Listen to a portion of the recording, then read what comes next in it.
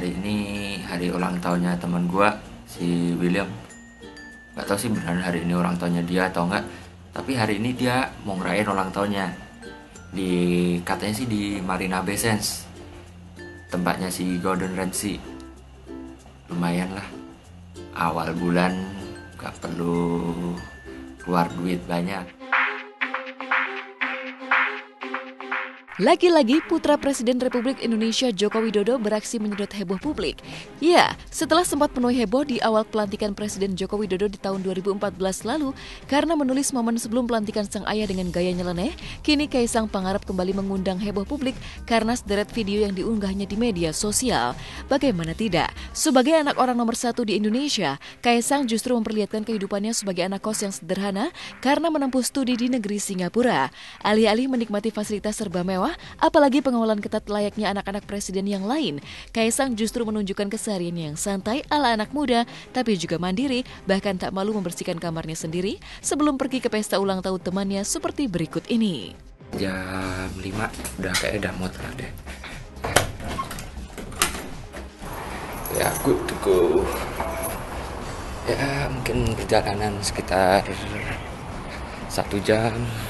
Udah di mallnya tapi nggak tahu di mana tempatnya, jadi masih cari. Sini mallnya banyak banget merek-merek mahal yang nggak bersahabat untuk anak kos, jadi jangan kesini. Yo, udah nyampe di mana nih tadi? Namanya Bread Street Kitchen. Nih ada temanku itu namanya Wilson. Nah ini yang ulang tahun. Wilson. Oh, lagi makan. Emang unik ya, kalau aku ngelihat putra-putri dari Bapak Jokowi ini aktif di sosmed walaupun aslinya pendiam. Ya unik ya memang gitu. Uniknya, gara-gara sikap terbuka menunjukkan kesehariannya di negeri singa tersebut, Kaisang kabarnya justru mendulang blunder sederet komentar dan kritik pedas. Di antaranya, komentar pedas yang konon membuat telinga bungsu dari 3 bersaudara itu panas, sehingga memutuskan untuk mengurai jawaban dengan sikap mengejutkan berikut ini. 1 atau 2 orang yang komen kalau kamar yang aku pakai sekarang ini buat ambil video ini kamar pembantu aku. Tahu nggak sih? Pembantu di Singapura itu mahal, ya mahal banget. Bisa sampai 500 atau 700 dolar Singapura kalau nggak salah sih. Itu mungkin sekitar 5 sampai 7 juta. Itu per bulan loh. Gila aja aku punya pembantu pribadi. Boro-boro punya pembantu. Aku aja kalau bisa makan sehari 2 kali. Uniknya, bersama video kreatif yang diunggah dan menjadi perbincangan panas itu pula, Kaisang pun menjawab komentar pedas yang menuding bahwa dirinya tengah melakukan usaha pencitraan sebagai anak presiden. Maka dengan gaya khasnya yang nyeleneh dan blak-blakan, Kaisang bahkan menggiring kipas angin di sampingnya untuk menunjukkan bahwa meski menjadi anak seorang presiden, tapi Kaisang tetap hidup sederhana seperti berikut ini.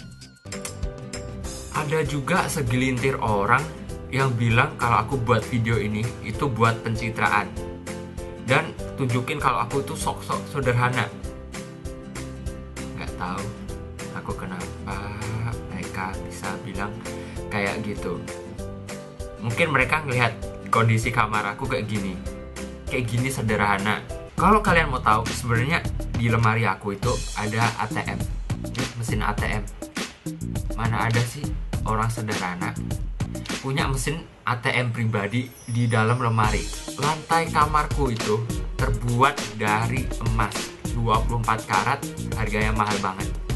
Cuma gara-gara sering kegesek sama kaki aku, kena sepatu aku, warnanya itu kayak ini, berubah jadi kayak warna keramik ya, kayak warna-warna silver putih gitu. Asal aku itu bisa dibilang punya banyak duit ya. Ya, punya banyak. Enggak banyak doang, banyak banget. Tapi aku itu masih aku masih pakai kipas angin ya. Nih, masih pakai kipas angin. Kenapa masih pakai kipas angin? Karena ya, pakai kipas angin tuh lebih hemat listrik. Listrik di Singapura tuh mahal, jadi apapun kita tuh harus bisa hemat. Pencitraan atau enggak, yang pasti ini adalah contoh buat kita. Kalau misalnya anak-anak orang nomor 1 aja nggak malu untuk sederhana. Ya kalau zaman sekarang ada beberapa orang tuh kayak gimana, kayak Padahal dia kurang mampu, tapi gayanya selangit, misalnya gitu kan, itu sebenarnya gak baik kan. Tapi adanya ini untung bisa dicontoh juga. Gitu. Kita berusaha positif aja lah, maksudnya apapun yang dilakukan sama anaknya Bapak Presiden ya kita anggap ya mungkin itu dirinya gitu. Jadi jangan semuanya pencitraan, semuanya segini-gini pencitraan gitu. Jadi ya kita positif aja. Ya, 180 derajat berbeda. Sebagai anak presiden, Kaisang dan kedua kakaknya memang menunjukkan gaya hidup yang jauh dari image anak pejabat yang identik dengan fasilitas serba mewah dan gaya mentereng. Uniknya bak buah yang jatuh tak jauh dari pohonnya.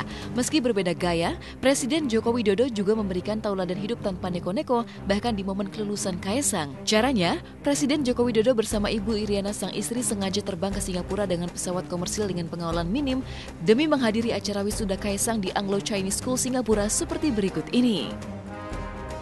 Negara. Ya ini urusan pribadi ngasih anak kan juga seneng kalau di wisuda ada bapak ibunya gitu aja.